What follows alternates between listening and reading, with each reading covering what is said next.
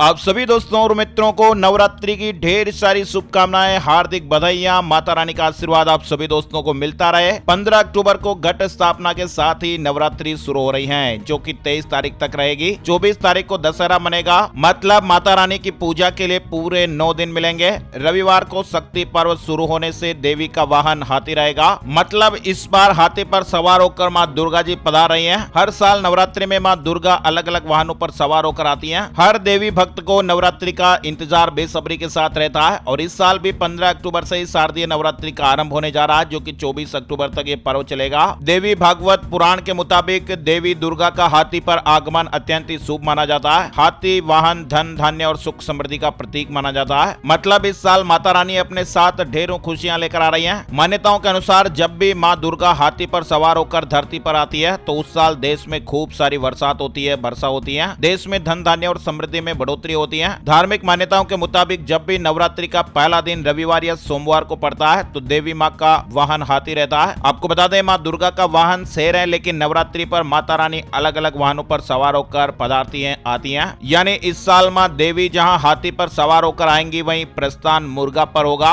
ये वाहन शुभ नहीं माना जाता है। कहते हैं कि माता रानी का ये वाहन दुख तकलीफ और कष्ट का संकेत देता है। इसके अलावा मुर्गा वाहन राजतंत्र के लिए भी अशुभ माना जाता है। अब हम आपको यहाँ पर बताते हैं कि 15 अक्टूबर को घट स्थापना के साथ नवरात्रि की शुरुआत होगी। तो घट स्थापना का क्या शुभ मुहूर्त है? घट स्थापना में, कलश स्थापना में कौन कौन सी चीजें जरूरी हैं? लाल कपड़ा, चौकी, चंदन, सुपारी, दुर्वा, जल, सिक्का, फूल, अक्षत, साथ ही 7 तरह के धान, तिल, चावल, मूंग, कंगनी, जौ, चना, गेहूं। कलश स्थापना की विधि आपको बताएं। सबसे पहले गणेश जी को प्रणाम करें, फिर जिस जगह पर कलश स्थापना आपको करना है उस भूमि को प्रणाम करें, वहां चौकी रखें। चौकी पर लाल कपड़ा बिछाकर सभी धान को रखें, 7 तरह के जो धान है उन्हें रखें और धान को प्रणाम करें। इसके बाद उन पर कलश रखें। कलश में शुद्ध पानी और गंगा जल भर सकते हैं। फिर उसमें चंदन, रोली, हल्दी की गांठ, फूल, दुर्वा, अक्षत, सुपारी और सिक्का डाल दें। इसके बाद 5 तरह के पत्ते रखकर कलश को ढक दें। कलश स्थापना करते समय आप ये मंत्र जरूर बोलें, ओम ऐं ह्रीं क्लीं चामुंडाय विचे।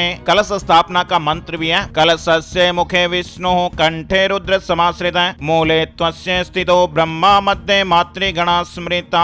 कलश स्थापना का दोस्तों अर्थ होता है कि नवरात्रि के वक्त ब्रह्मांड में मौजूद शक्ति तत्व का घट यानी कलश में आह्वान करना। शक्ति तत्व के कारण घर की नकारात्मक ऊर्जा खत्म हो जाती है। नवरात्रि में स्थापित कलश नकारात्मक ऊर्जा को खत्म कर देता है। इससे घर में सुख शांति बनी रहती है। कलश को सुख और समृद्धि देने वाला माना गया है। घर में रखा कलश माहौल भक्तिमय बनाता है, पूजा में एकाग्रता बढ़ती है। घर में बीमारियां हो तो नारियल का कलश उसको दूर करने में मदद करता है। कलश को भगवान गणेश का रूप भी माना जाता है और इससे कामकाज में आ रही रुकावटें भी दूर होती हैं। पूजा विधि आपको बताते हैं, कलश पर माता की मूर्ति रखें। मूर्ति ना हो तो कलश पर स्वास्तिक बनाकर देवी के चित्र की पूजा करें और 9 दिन तक व्रत पूजा करने का संकल्प लें। पहले भगवान गणेश जी, फिर वरुण देवता के साथ ही नवग्रह, मातृका, लोकपाल और फिर देवी पूजा शुरू करें। देवी पूजा महाकाली, महालक्ष्मी और महासरस्वती के रूप में करनी चाहिए। हर दिन श्री दुर्गा सप्तशती का पाठ भी जरूर करें। अब हम आपको बताते हैं देवी पूजा के लिए मंत्र। सर्व मंगल मांगल्ये शिवे सर्वार्थ साधिके शरणे त्र्यंबके गौरी नारायणी नमोस्तुते।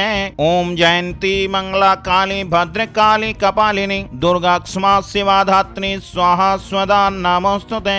ओम दोम दुर्गायै नमः। या देवी सर्वभूतेषु विष्णुमायेति संस्थिता नमस्तस्यै नमस्तस्यै नमस्तस्यै नमो नमः। ओम ऐं ह्रीं क्लीं चामुंडाय विचे। ये दोस्तों नवरात्रि से जुड़ा महत्वपूर्ण अपडेट आप लोगों के लिए था। ऐसी काम की ताजा खबरों की जानकारियां और रोचक जानकारियों के अपडेट वीडियो हर रोज देखते रहने के लिए माय स्मार्ट गाइड चैनल को जरूर सब्सक्राइब कर लें। हैप्पी नवरात्रि आप सभी दोस्तों और मित्रों को। माता रानी का आशीर्वाद आपको मिलता रहे। एक और नई जानकारी और नए टॉपिक के साथ एक नए वीडियो में फिर मिलेंगे। जय हिंद, जय भारत, वंदे मातरम।